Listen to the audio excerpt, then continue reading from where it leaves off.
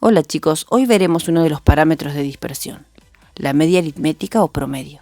Se le llama media aritmética o promedio al cociente, o sea, al resultado de dividir, entre la suma de los productos resultantes de multiplicar cada valor de la variable por su correspondiente frecuencia absoluta y el total de observaciones. Veamos lo que sucede cuando trabajamos con un gran número de datos cuantitativos.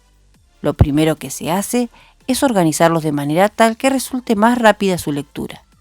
Para ello se puede recurrir a una distribución de frecuencias agrupadas en intervalos de clase. Veamos la fórmula utilizada en forma general. Te explicaré qué significa cada símbolo. La X simboliza lo que vamos a calcular, el promedio. En estadística la distinguimos con el techito, para que cuando veas una X así, sepas que se trata del promedio o media aritmética. La E, esa toda fina y bonita, no es una E, es el símbolo de sumatoria. En matemática la utilizamos para decir que una suma determinada de veces se va a repetir. En este caso, esa cantidad estará determinada por los intervalos de clase o variables que hayan en la tabla de frecuencias. La X sub n se refiere a que serán tantas variables como haya en la tabla y como verá, hay una multiplicación de por medio. Esto significa que multiplicaremos esta variable por la frecuencia absoluta de cada variable. Como observaron, la n del denominador indica el total de observaciones. Ahora que ya saben a qué nos referimos con la fórmula, pasaremos a utilizarla. Cuando armamos una tabla con datos agrupados, calculamos el punto medio, o marca de clase. Este será el valor que multiplicaremos por la frecuencia absoluta. Recuerden que la frecuencia absoluta es la cantidad de repeticiones o valores que se encuentran dentro de este intervalo. Veamos un ejemplo. En este ejemplo los intervalos de clase se han armado de 10 en 10. Pareciera que se trata de la edad de los pacientes estudiados. Punto medio, para calcular el punto medio, se suman ambos valores y se dividen por 2. El resultado sería el valor medio. A este lo multiplicamos por la frecuencia absoluta.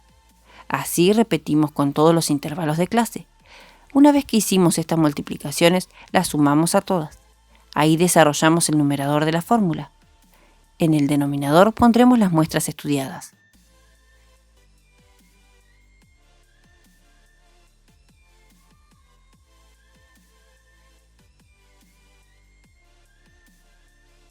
Luego realizamos la división de ambos y ese sería el promedio.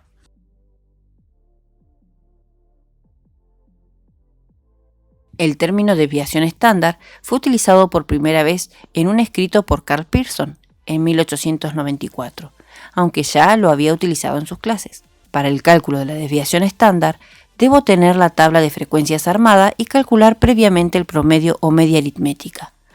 En estos datos calcularemos la varianza y recién ahí podremos calcular la desviación estándar. Esta es la encargada de medir la dispersión de los datos con respecto al promedio. Por ejemplo, mide la estabilidad o rendimiento de dos muestras estudiadas. Veamos la fórmula. Será la sumatoria del producto entre el cuadrado de la diferencia entre el punto medio del intervalo y el promedio, con la frecuencia absoluta. Armamos una columna extra. Allí calcularemos uno de los miembros de esta sumatoria. Recuerden, punto medio menos el promedio. Todo eso elevado al cuadrado y luego lo multiplicamos por la frecuencia absoluta. Así con todos los intervalos armados. Por último, lo sumaremos y haremos la división con el total de observaciones. En este caso nos dio 105,85. Para la desviación estándar la calcularemos haciendo la raíz cuadrada de la varianza.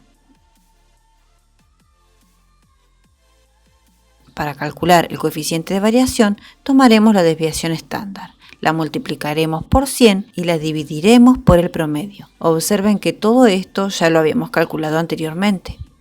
Algo a tener en cuenta, cuando el coeficiente de variación es inferior al 30%, la distribución es bastante homogénea.